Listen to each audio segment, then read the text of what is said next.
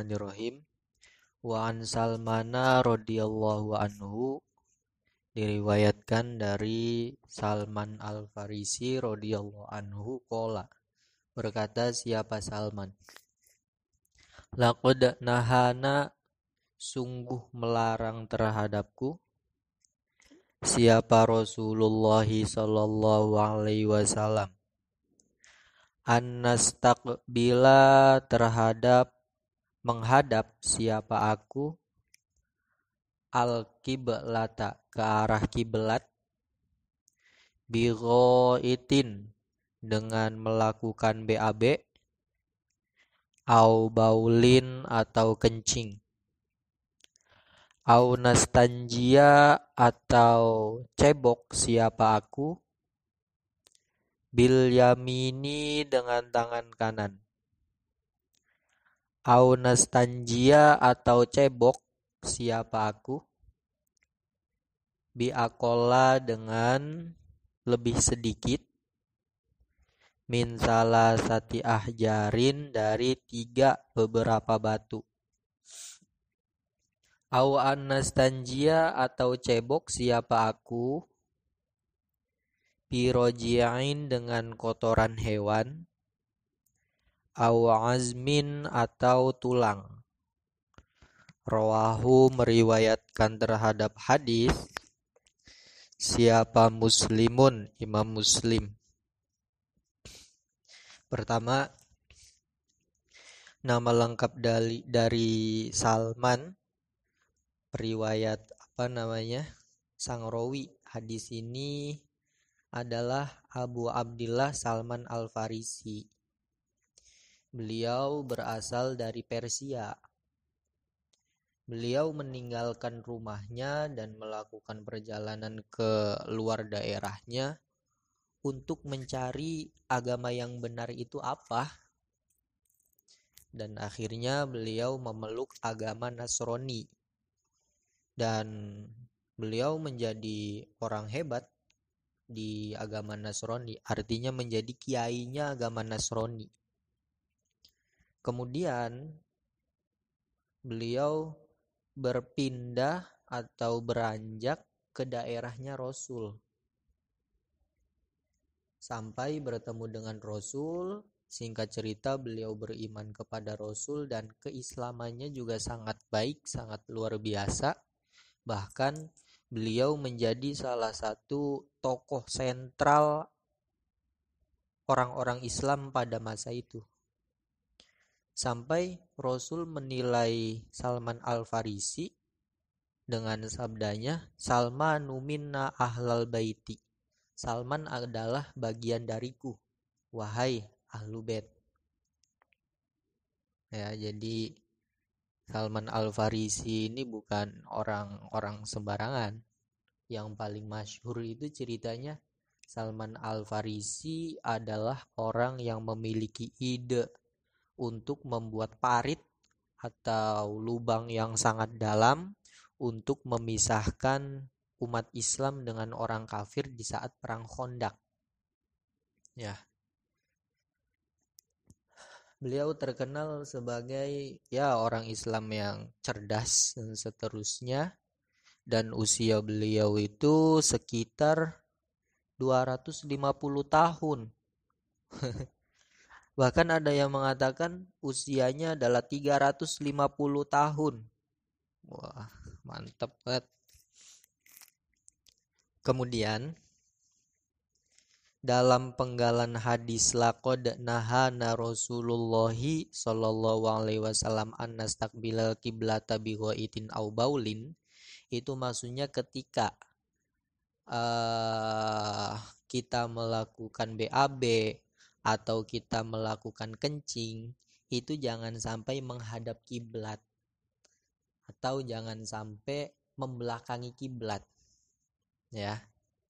Ini nanti dalam ilmu fikih ada beberapa pendapat, sekitar 5 pendapat kurang lebih.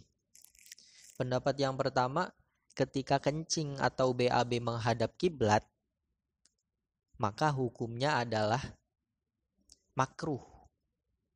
berdasarkan dalil-dalil yang diungkapkan oleh ulama yang memegang pendapat ini, pendapat makruh.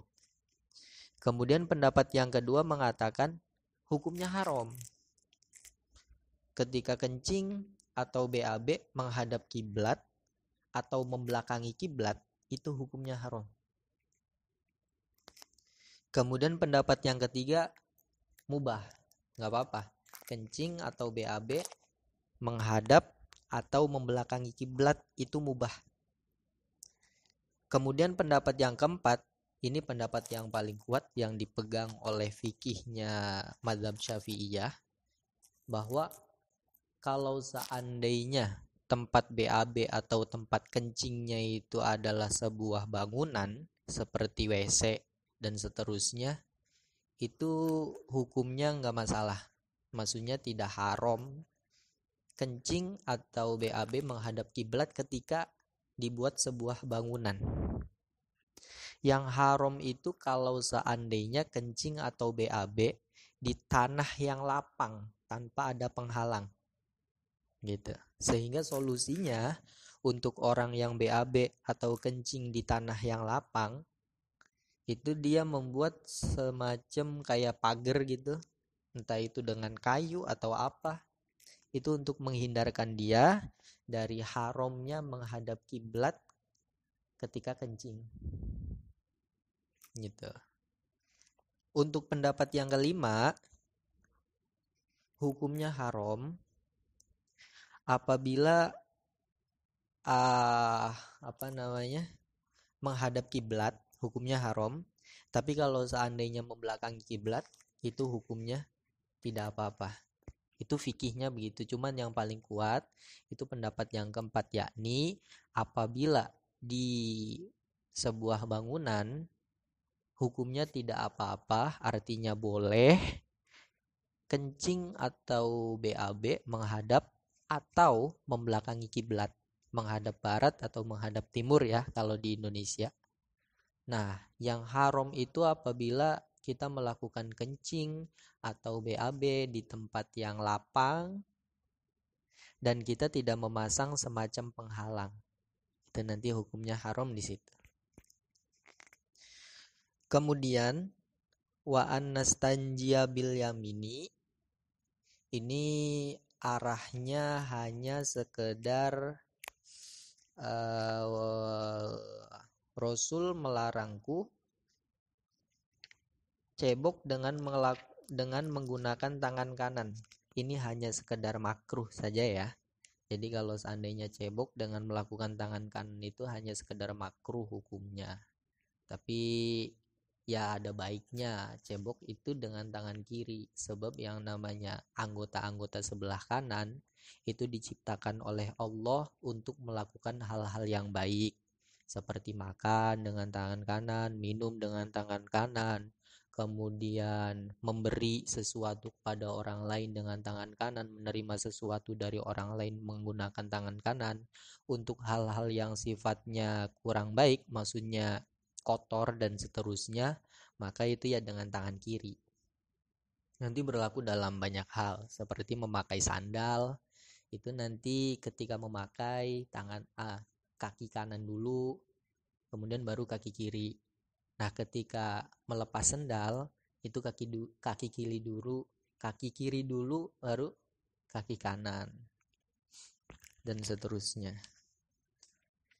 Kemudian wa annastanjiya bi aqalla min salasati ahjarin. Ini kembali ke pelajaran fikih ya. Maksudnya kalau istinja itu istilah cebok. Yang paling baik tata cara cebok menurut fikih adalah pertama kita menggunakan 3 batu. Diusapkan 3 batu itu, batu yang pertama diusapkan ke sebelah kanan kelamin kita, kemudian batu yang kedua ke sebelah kiri, kemudian batu yang ketiga di lubang kemaluan kita. Nah, setelah dengan batu, lalu disusul dengan pembasuhan memakai air. Itu cara cebok yang paling ideal menurut Islam, menurut fikih. Kemudian apabila dibandingkan lebih baik cebok dengan air atau dengan batu, maka yang lebih baik adalah dengan air. Tapi ini tidak menafikan cebok itu boleh dengan batu. Nah, ketika kita cebok dengan batu, maka syaratnya adalah dengan menggunakan 3 batu. Untuk 3 batu itu maksudnya bagaimana? Dijelaskan oleh para ulama, maksudnya adalah 3 sisi batu. Sehingga ketika kita memegang batu besar dan memiliki banyak sisi, itu nggak masalah. Sebelah kanan kemaluan kita setelah kencing atau setelah BAB itu dengan ujung dari satu batu itu, kemudian sebelah kirinya dengan ujung yang sebelahnya, kemudian tengahnya atau lubangnya itu dengan bagian tengah batu, itu nggak masalah. Ya, bukan cuma sekedar batu. Yang penting benda yang keras yang bisa menghilangkan kotoran yang keluar dari kemaluan kita. Bisa pakai tisu, bisa. Kemudian wa anastanjia biroji'in aw azmin, itu Nabi juga melarang umat Islam untuk istinja atau cebok dengan menggunakan kotoran hewan atau dengan tulang, ya. Kenapa? Karena kotoran hewan dan tulang itu merupakan makanan untuk kaum jin. Jadi disebutkan dalam sebuah hadis, mur ummataka alla yastanju bi rausatin aw humamatin fa innallaha ta'ala ja'ala lana fiha rizqan. Jadi kita jangan istinja dengan menggunakan kotoran hewan atau dengan menggunakan tulang, karena kotoran hewan itu adalah makanan untuk hewannya kaum jin. Dan yang namanya tulang itu adalah makanannya kaum jin. Seperti hadis ini ya. Jadi ceritanya itu jin minta bekal kepada Nabi, kemudian Nabi mengatakan kepada mereka, lakum kullu azmin dzukirasmullahi alaihi au faroma yakunul lahman wa kullu ba'rotin alafun lidawabikum. Jadi yang namanya tulang itu nanti akan menjadi daging untuk jin. Sedangkan kotoran hewan itu menjadi makanan untuk hewan-hewannya bangsa jin. Begitu. Sehingga dari hadis ini bisa kita simpulkan, pertama, ketika kita melakukan BAB atau melakukan kencing, usahakan jangan sampai menghadap atau membelakangi kiblat. Usahakan jangan menghadap arah barat, jangan menghadap arah timur. Kemudian ketika cebok, entah itu cebok dari kotoran besar atau kotoran kencing, itu jangan cebok dengan tangan kanan. Kemudian yang ketiga, kita bisa cebok dengan menggunakan 3 batu sebagai pengganti dari air. Kemudian yang terakhir, kita dilarang untuk cebok memakai kotoran hewan atau memakai tulang sebagai, ya bisa dikatakan solidaritas lah kepada kaum jin. Kemudian wali sab'ati an Abi Ayyub al-Ansori radhiyallahu anhu. Wali sab'ati dan itu milik Imam 7, an Abi Ayyub al-Ansori, dari riwayat Abi Ayyub al-Ansori radhiyallahu anhu. Wala tastaqbilu, jangan menghadap siapa kalian, al-kiblata, ke arah kiblat, bighaitin, dengan BAB, au baulin, atau kencing. Walakin syariku, tetapi menghadaplah timur siapa kalian, au gharribu, atau menghadap baratlah siapa kalian. Ketika kalian kencing atau BAB, jangan menghadap kiblat. Kiblat itu maksudnya Ka'bah ya. Jangan menghadap kiblat dalam kurung Ka'bah. Tetapi hadapkanlah diri kalian ke arah timur atau ke arah barat. Nah, ini di Arab. Soalnya kalau di Arab itu saya juga tuh kurang tahu persis di arah selatan atau di arah utara itu Ka'bahnya. Yang pasti bukan di arah baratnya. Kiblatnya bukan di arah barat. Kalau di Indonesia kan kiblat kita itu ke arah barat kan. Karena strategi kita di sini di Indonesia. Tapi kalau di Arab di sana, maka pada saat Nabi bersabda begini ya, itu posisi kiblat itu bukan di arah barat, juga bukan di arah timur. Sehingga wajar Nabi mengatakan, tapi hadapkanlah diri kalian ke arah timur atau arah barat. Ini tidak bisa kita konsumsi mentah-mentah di Indonesia.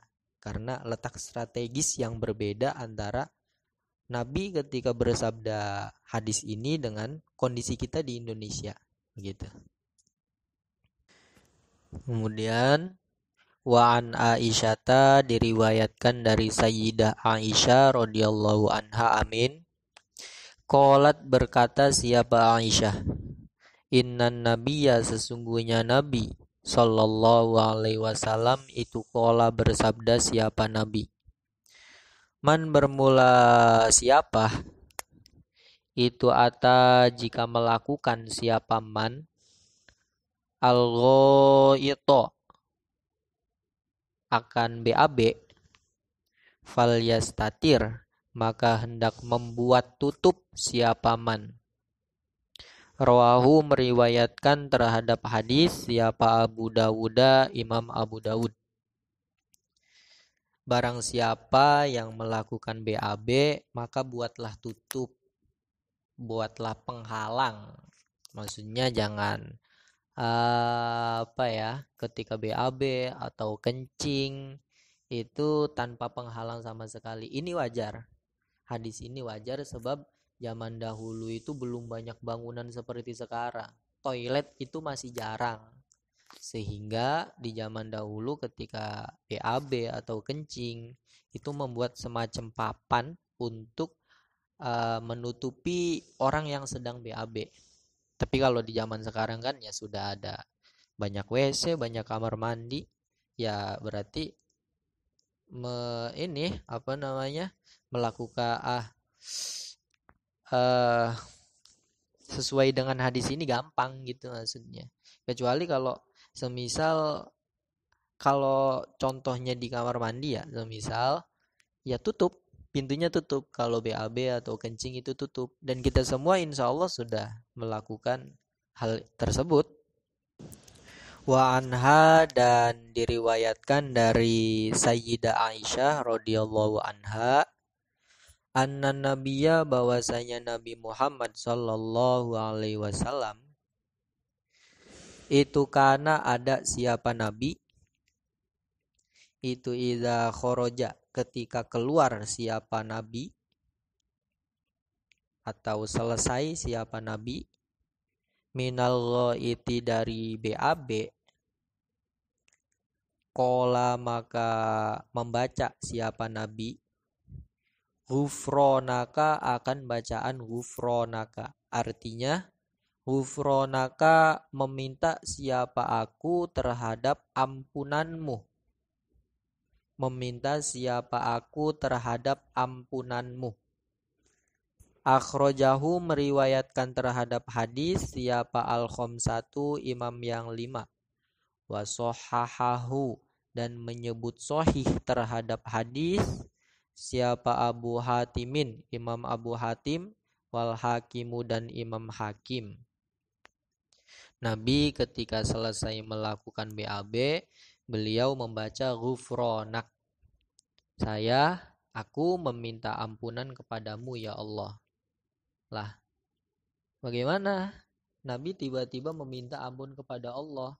Menurut ulama, istighfarnya Nabi kepada Allah setelah beliau melakukan BAB pada saat itu ya, karena Nabi sadar bahwa nikmat Allah itu sangat banyak. Nabi diberi makan oleh Allah. Kemudian Nabi diberikan cara untuk mengeluarkan kotoran dari perutnya. Kemudian setelah itu kan enak kalau sudah keluar kotoran. Nah, itu nikmat-nikmat Allah semua. Dan Nabi menganggap dirinya itu kurang bersyukur kepada Allah. Ya, Nabi menganggap dirinya sendiri kurang bersyukur kepada Allah. Sehingga karena beliau menganggap kurang bersyukur kepada Allah, akhirnya beliau istighfar, ghufronaka. Lah ini wajar. Kalau kan ada kaidahnya hasanatul asyrori sayyiatul abrori. Kebaikan-kebaikan orang yang sayyiatul abrori hasanatul asyrori ya. Kebaikan-kebaikan orang yang buruk adalah kejelekan-kejelekan orang yang baik. Artinya seperti beberapa contoh, semisal pada saat zaman Nabi itu kan wajib perang kan. Nah, banyak dari kalangan orang munafik meminta izin kepada Nabi. Nabi, saya izin tidak ikut perang karena begini macam-macam alasannya kan. Kemudian Nabi berpikir, iya ya, salah satu alasan mereka itu karena istrinya sedang proses melahirkan, sehingga kalau suaminya berangkat perang itu nanti istrinya tidak ada yang mengurus dan seterusnya macam-macam.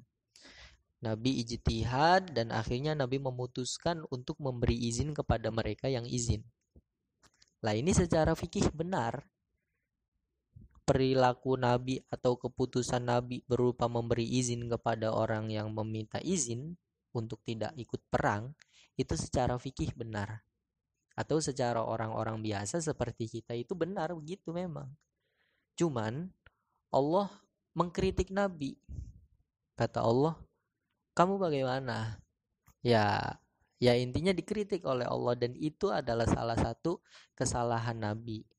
Dan kesalahan Nabi tersebut kalau seandainya kita yang melakukan, itu bukan kesalahan, bukan apa. Itu ya, perbedaan antara orang hebat dengan orang yang biasa itu gitu. Ada perbedaannya. Kalau doa yang masyhur setelah buang air itu kan membaca apa tuh? Alhamdulillahilladzi azhaba 'anil adza, kan itu yang masyhur kan. Wa 'an Ibni Mas'udin, diriwayatkan dari Ibni Mas'ud radhiyallahu anhu qala, berkata siapa Ibnu Mas'ud, ata melakukan siapa an-nabiyyu sallallahu alaihi wasallam minal ghaiti terhadap BAB. Fa'amaroni, kemudian memerintahkan siapa nabi terhadapku, an atiyahu, agar mendatangkan siapa aku kepada nabi, bisalah sati ahjarin, dengan 3 beberapa batu. Fawajadtu, kemudian menemukan siapa aku, Ibnu Mas'ud ya, hajaro ini akan 2 batu. Walam ajid, itu harokat yang benar sukun. Walam ajid, dan tidak menemukan siapa aku. Salisan, akan batu yang ketiga. Fa'ataituhu, kemudian mendatangkan siapa aku kepada Nabi, birausatin, dengan kotoran hewan. Fa'akhadhahuma, kemudian mengambil siapa Nabi terhadap dua batu. Wa alqo, dan membuang siapa Nabi ar-rausata, akan kotoran hewan. Wa qala, dan berkata siapa Nabi, innaha, sesungguhnya rausah, riksun, adalah najis. Akhrajahu, meriwayatkan terhadap hadis siapa Al-Bukhari, Imam Al-Bukhari. Wazada, dan menambahkan siapa Ahmadu, Imam Ahmad. Wadarukutniyu, itu harokatnya domah ya. Wadarukutniyu, dan Imam Ad-Darukutni. I'tini, datangkanlah siapa kamu kepadaku. Bighairiha, dengan selain rausah, dengan selain kotoran hewan. Ini cerita dari Ibnu Mas'ud. Pernah suatu hari Nabi melakukan BAB. Kemudian Nabi memerintahkanku untuk membawa 3 buah batu. Kemudian saya cari 3 buah batu, tapi yang ditemukan hanya 2 batu. Akhirnya Imam Ibnu Mas'ud ini punya inisiatif. Yang ketiga itu adalah kotoran hewan yang sudah mengeras. Dibawakan kepada Nabi 2 batu beserta 1 kotoran hewan yang sudah mengeras. Kemudian Nabi menerima 2 batu yang dibawa Ibnu Mas'ud dan kotoran hewannya dibuang. Dan Nabi berkata, inna hariksun, sesungguhnya kotoran hewan adalah benda yang najis. Kemudian hadis ini diriwayatkan oleh Imam Al-Bukhari ya. Kemudian ada tambahan dari Imam Ahmad dan Imam Ad-Darukutni. Ada tambahan sabda Nabi setelah mengatakan inna hariksun i'tini bighairiha, datangkanlah kepadaku selain kotoran hewan. Ya, maksudnya batu gitu. Kalau kotoran hewan itu tidak bisa mensucikan karena dia najis. Wa an Abi Hurairah, diriwayatkan dari Abi Hurairah radhiyallahu anhu, anna Rasulullah, bahwasanya Rasulullah sallallahu alaihi wasallam itu naha, melarang siapa Rasul, an yustanja, itu harokatnya an yustanja ya, diganti an yustanja, untuk dibuat cebok, apa biazmin, tulang, aurausin, atau kotoran hewan. Waqala, dan bersabda siapa Nabi, innahuma, sesungguhnya tulang dan kotoran hewan, itu la yutohironi, tidak bisa mensucikan apa tulang dan kotoran hewan. Rawahu, meriwayatkan terhadap hadis siapa Ad-Darukutni, Imam Ad-Darukutni. Wasohahahu, dan menyebut sohih siapa Ad-Darukutni terhadap hadis.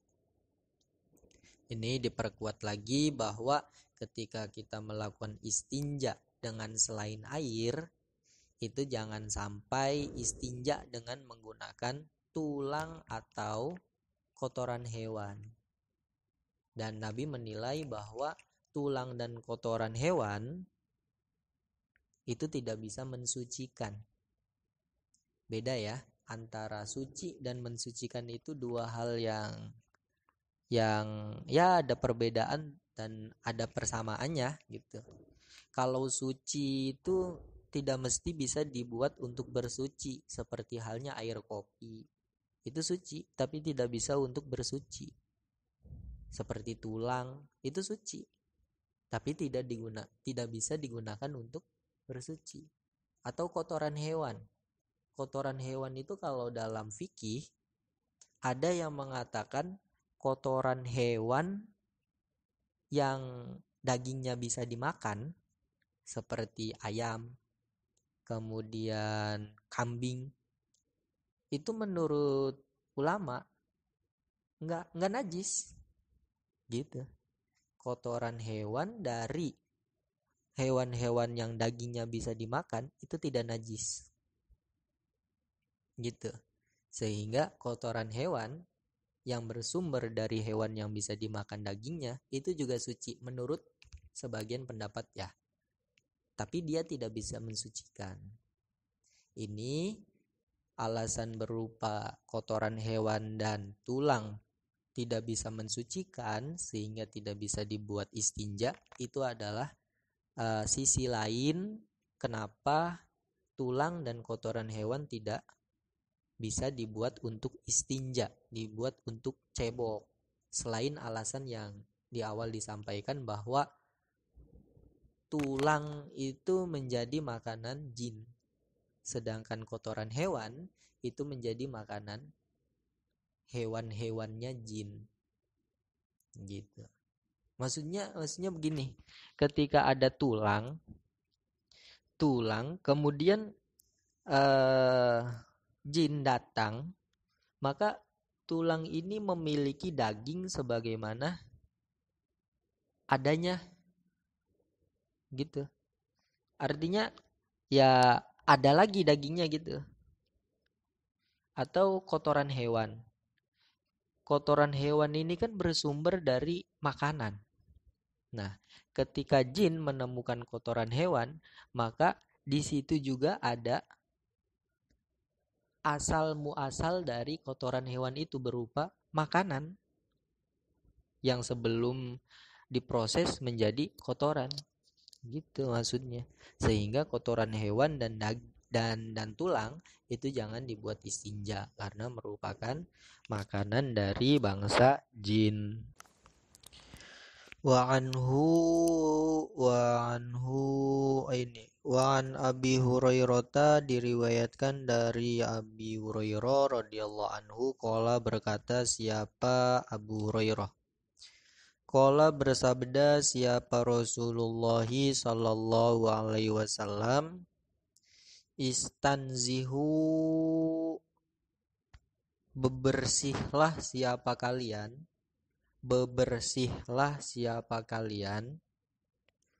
atau jauhkanlah siapa kalian minal bauli, dari kencing, fa inna ammata azabil qabri, karena sesungguhnya kebanyakan siksa kubur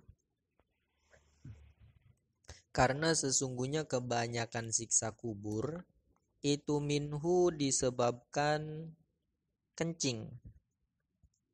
Rawahu, meriwayatkan terhadap hadis siapa Ad-Darqutni, siapa Imam Ad-Darqutni. Walil Hakimi, dan itu milik Imam Al-Hakim, aksaru azabil qabri minal bauli, bermula lafaz aksaru azabil qabri minal bauli, maknanya aksaru azabil qabri bermula kebanyakan siksa kubur itu minal bauli, disebabkan kencing. Wahwa, bermula hadis itu sahihul isnadi, sahih sanadnya. Rasul memerintahkan kita untuk menjauhkan diri atau untuk mensucikan diri dari kencing. Maksudnya jangan sampai badan kita atau pakaian kita itu tertempel air kencing.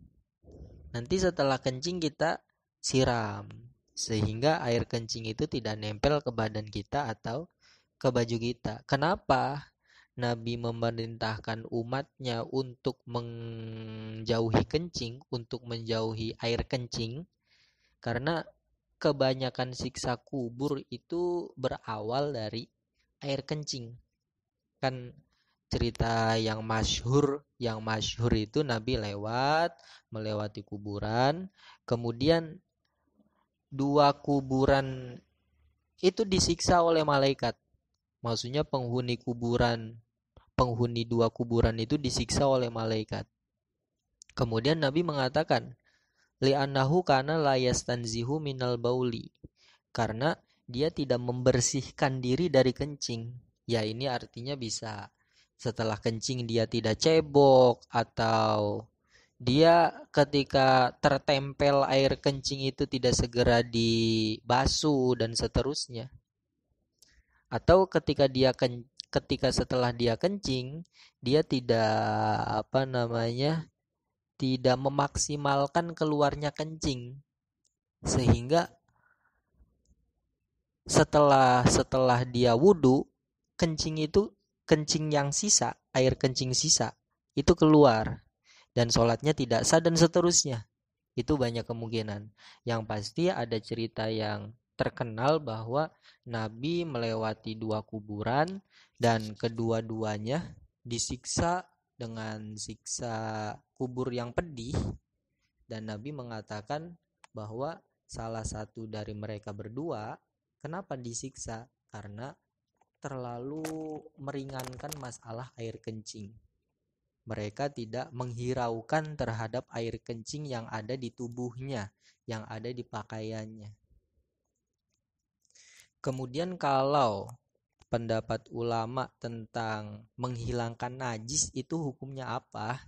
Kalau menurut Imam Asy-Syafi'i, hukum menghilangkan najis adalah fardu. Ya, hukumnya wajib.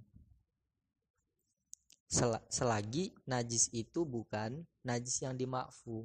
Najis yang dima'fu itu contoh seperti kalau kencing ya, seperti contoh percikan air kencing yang tidak terlihat, itu dima'fu, artinya dimaafkan.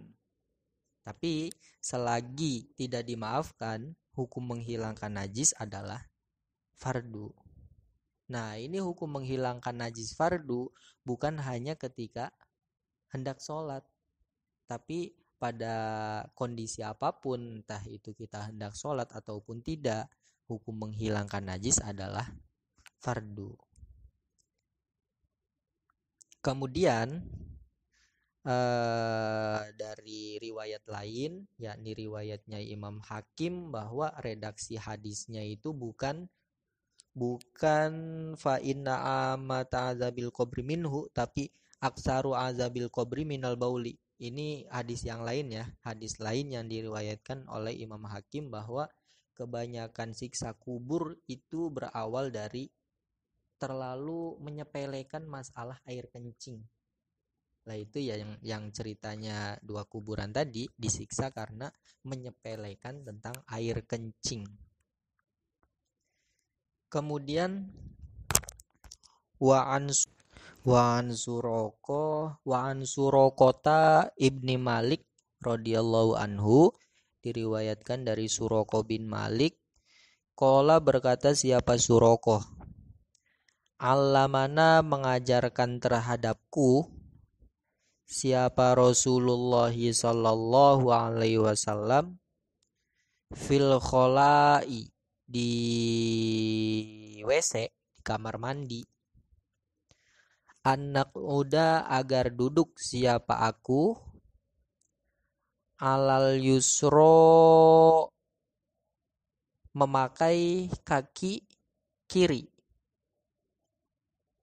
wanan siba, dan mengangkat siapa aku al yumna, terhadap kaki kanan. Rawahu, meriwayatkan terhadap hadis siapa Al-Baihaqi, Imam Al-Baihaqi, bisanadin, dengan sanad dhaifin, yang lemah. Suraqah bin Malik itu terkenal ini ya, cerita yang pada saat beliau keluar dari tanah Mekah, itu cerita yang masyhur, yang populer. Kemudian kaki kuda yang beliau naiki itu ambles. Kaki kuda yang beliau naiki ambles. Dan beliau ngomong kepada Abu Jahal, Aba Hakamin, wallahi lau kunta syahidan li amri jawadihi nasakhot qawaimuhu alimta walam tashkuk bi anna Muhammadan rasulun bi burhanin faman zayuqawimuhu. Dia Surokoh itu setelah kejadian tersebut ya, ngomong kepada Abu Jahal, wahai Aba Hakam. Nama asli dari Abu Jahal itu Abu Hakam soalnya. Cuman Islam mengidentifikasikan, memberi identitas kepada Abu Jahal itu dengan Abu Hakam dengan sebutan Abu Jahal. Soalnya dia itu Abu Jahal, Abu Hakam ya. Artinya kan ayah dari kebijaksanaan. Kalau Abu Jahal kan artinya ayah dari kebodohan. Kalau seandainya Islam menyebut orang ini dengan sebutan Abu Hakam, maka ini kontras sekali. Karena dia ini adalah orang yang sangat memusuhi Nabi dan sangat memusuhi orang-orang Islam. Sehingga Islam mempopulerkan orang ini dengan sebutan Abu Jahal. Gitu. Ya, Surokoh ngomong kepada Abu Jahal, wahai Aba Hakam, demi Allah, kalau kamu menyaksikan terhadap kudaku yang kakinya ambles, maka kamu akan yakin dan tidak akan ragu bahwasanya Muhammad adalah Rasul dan tidak ada orang yang bisa membandinginya. Itu cerita yang paling masyhur dari Surokoh bin Malik.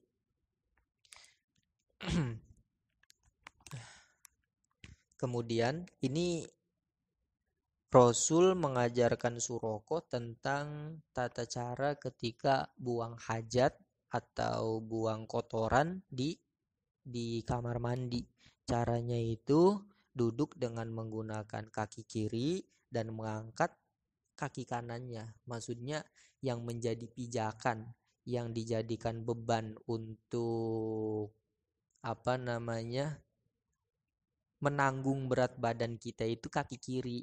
Kaki kanannya diangkat, dijinjitkan gitu. Agar dia tidak menanggung berat badan. Maksudnya begitu. Nah, hikmahnya kalau secara kedokteran kan itu lebih memudahkan untuk keluarnya kotoran dari tubuh kita. Sebab yang namanya waduk atau tempat kotoran manusia adanya itu di sebelah kiri. Ya, sehingga ketika jongkok dengan kaki kiri yang dijadikan beban, kemudian kaki kanan dijinjitkan, itu nanti memudahkan untuk keluarnya kotoran. Atau ada pendapat yang lebih islami, maksudnya Islam semua, cuman ini pendapat yang lebih ke doktrin Islam ya, bahwa yang namanya anggota sebelah kanan itu anggota yang mulia, sehingga lebih mempersedikit atau lebih meminimalisir penggunaan anggota sebelah kanan itu lebih baik. Ketika kita membuang air besar atau buang air kecil, ya posisinya jongkok dan kaki kanannya itu dijinjitkan atau diangkat agar kaki kanannya itu tidak ikut dalam proses pembuangan perkara kotor begitu. Jangan berdiri, jongkok. Dan jongkoknya itu kaki kirinya dijadikan tumpuan berat badan, kemudian kaki sebelah kanan dijinjitkan atau diangkat. Wa an Isa ibni Bardada, diriwayatkan dari Isa bin Bardad, atau dalam teks lain itu Yazdada, Isa bin Yazdad, an abihi, dari ayahnya Isa radhiyallahu anhu, amin. Qala, berkata siapa Isa. Qala, berkata siapa ayahnya Isa, itu ya. Jadi kalau an itu maksudnya Isa ini mendapatkan hadis ini dari ayahnya, ya. ayahnya mendapatkan hadis ini dari siapa, itu nanti bahasanya an dan seterusnya. Ini yang menjadikan namanya adalah sanad, artinya keilmuannya bisa dipertanggungjawabkan. Qala berkata siapa ayahnya Isa. Qala bersabda siapa Rasulullah sallallahu alaihi wasallam. Idza bala ya nanti. Idza bala ketika kencing siapa ahadukum salah satu dari kalian falyansur itu kalau dalam kitab lain titiknya 3 falyansur pakainya sa bukan pakai ta. Falyansur maka hendak memijat siapa ahadukum. Falyansur maka hendak memijat siapa ahadukum zakarohu akan kemaluannya. Salah samarrotin 3 kali. Rawahu meriwayatkan akan hadis siapa Ibnu Majah bisa nadin dengan sanad dhaifin yang lemah. Ya maksudnya kalau setelah kencing itu maksimalkan keluarnya kencing, jangan sampai setelah cebok kemudian wudu kemudian sholat itu kan pasti ada sisa air kencing yang belum keluar maksimal sehingga ketika melakukan sholat akan keluar. Nah, cara untuk memaksimalkan keluarnya kencing setelah selesai kencing itu dengan memijat kemaluannya 3 kali dan disertai dengan posisi jongkok. Selain itu dengan gitu kalau dalam redaksi hadis yang lain gitu. Atau ini agar air kencingnya benar-benar keluar maksimal gitu. Wa an Ibnu Abbasin radhiyallahu anhuma anna nabiyya bahwasanya Nabi sallallahu alaihi wasallam itu sa'ala bertanya siapa Nabi ahla Kubain kepada ahli Kuba. Itu harokatnya domah ya, Kubain bukan Kobain. Faqala kemudian berkata siapa Nabi innallaha sesungguhnya Allah itu yusni memuji siapa Allah alaikum atas kalian. Faqalu kemudian berkata siapa ahli Kuba inna sesungguhnya kami itu nattabi'u mengikut sertakan siapa kami al-hijarota terhadap batu al-ma'a akan air. Rawahu meriwayatkan terhadap hadis siapa al-Bazzaru Imam al-Bazzar bisa nadin dengan sanad dhaifin yang lemah.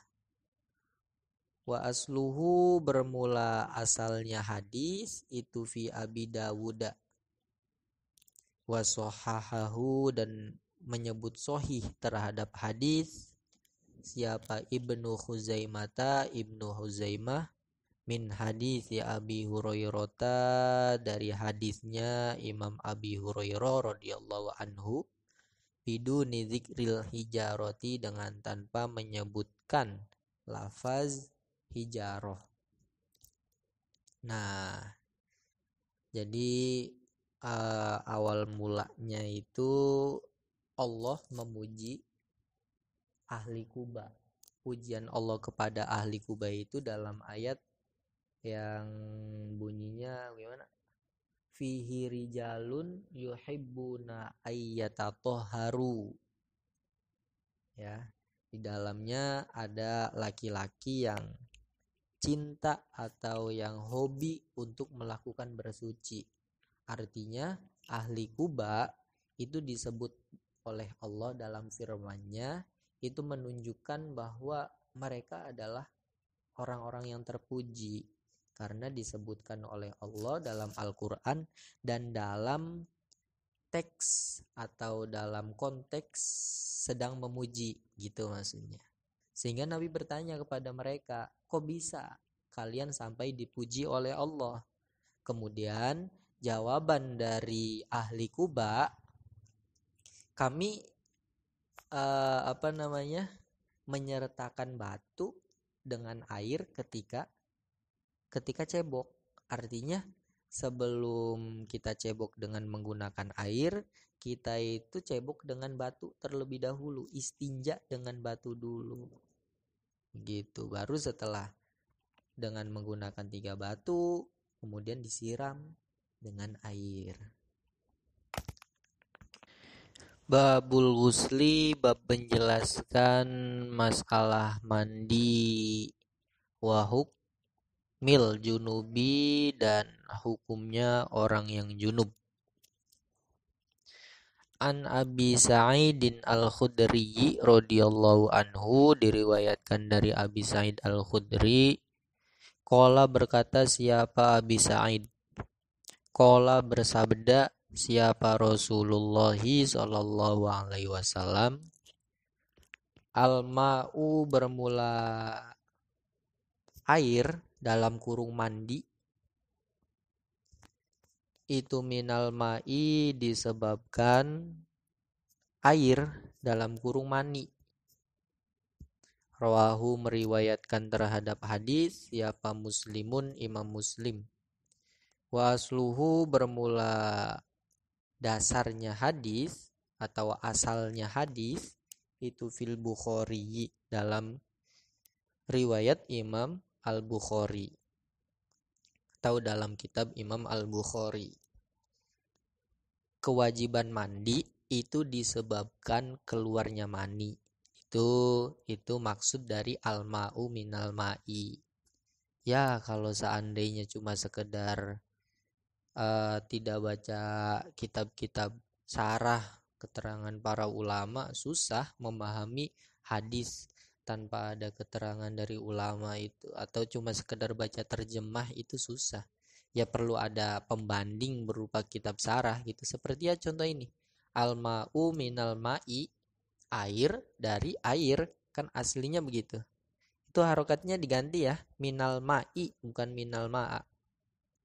Itu maksudnya wajibnya mandi besar itu disebabkan keluarnya air mani. Wa an Nabi Hurairah radhiyallahu anhu qala, berkata siapa Abi Hurairah, qala bersabda siapa Rasulullah sallallahu alaihi wasallam, idza jalasa ketika duduk siapa laki-laki, baina syu'abiha di antara cabang-cabangnya perempuan, al-arba'i yang 4, summa jahadaha kemudian membuat payah siapa laki-laki terhadap perempuan,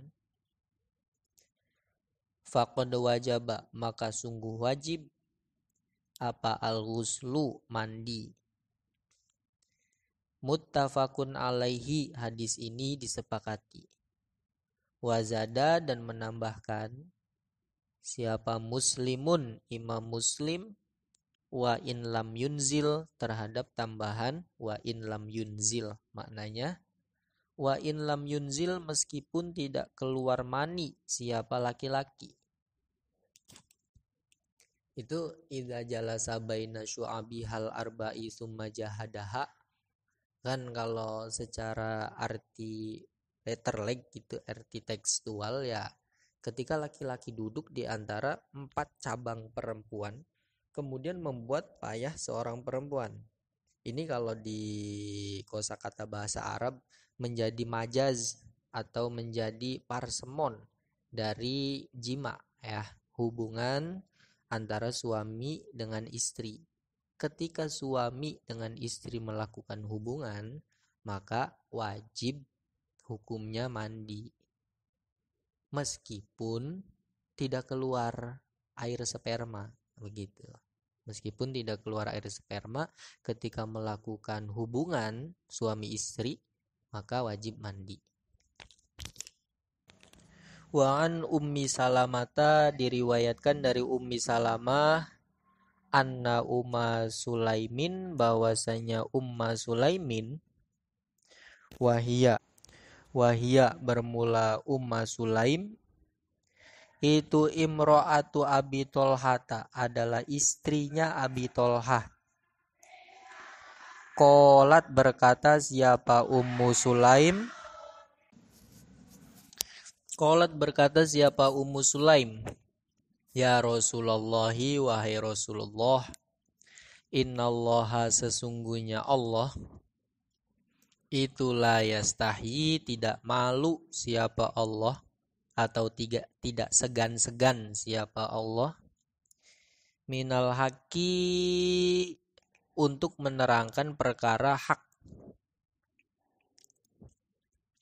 Fahal alal mar'ati, maka apakah itu wajib atas perempuan, al-ghuslu, bermula mandi, idah talamat, ketika keluar mani siapa perempuan. Ummu Sulaim bertanya kepada Nabi, apakah perempuan wajib mandi ketika dia keluar mani? Qala, bersabda siapa Nabi, na'am, ya, wajib mandi. Idza ro'at, ketika melihat siapa perempuan, al-ma'a, terhadap air mani. Al-hadisu, bermula hadis ini, itu muttafaqun alaihi, disepakati. Wa an Anasin, diriwayatkan dari Anas radhiyallahu anhu, qala, berkata siapa Anas, qala, bersabda siapa Rasulullah sallallahu alaihi wasallam, fil mar'ati, dalam masalah perempuan, taro, yang bermimpi siapa perempuan, fi manamiha, dalam tidurnya perempuan, ma, terhadap sesuatu, yaro, yang bermimpi terhadapnya siapa ar-rajulu, laki-laki.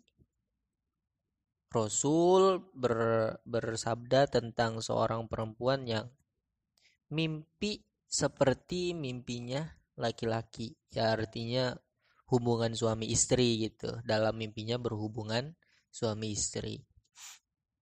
Qala, bersabda siapa Nabi, tagtasilu, mandi siapa perempuan.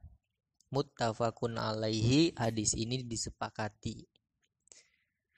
Zada, menambahkan siapa Muslimun, Imam Muslim, faqalat, kemudian berkata siapa Ummu Salamata. Lah ini harokatnya ganti ya, Ummu Salamata. Wahal yakunu, apakah ada, apa hada, perkara ini. Qala, bersabda siapa Nabi, na'am, iya. Famin aina, maka dari mana, yakunu, ada, apa asyabahu, keserupaan seorang anak dengan orang tuanya. Ya artinya setelah Nabi mengatakan tentang perempuan yang bermimpi melakukan hubungan suami istri dan berkonsekuensi mandi jika keluar mani, Ummu Salamah itu kurang percaya dengan adanya perempuan yang keluar mani. Kemudian Nabi menjawab, ya, perempuan juga keluar mani. Kalau seandainya tidak keluar mani, lalu seorang anak yang lebih mirip kepada ibunya itu dari mana? Sumber berasalnya dari mana? Ya tentu dari ibunya, dari sperma ibunya. Maksudnya kan kalau secara ini ya, ketika suami dengan istri melakukan hubungan dan air sperma yang dahulu keluar itu adalah ayahnya, yang menang itu adalah air dari ayahnya, maka anak akan mirip dengan ayahnya. Nah, ketika yang dahulu adalah air dari ibunya, maka seorang anak akan mirip dengan ibunya. Maksudnya famin aina yakunu asyabahu itu begitu. Dan menolak asumsi bahwa perempuan tidak bisa keluar mani. Ini ditolak dari perkataan Nabi famin aina yakunu asyabahu. Wallahu alam bisawab. Lahumul Fatihah.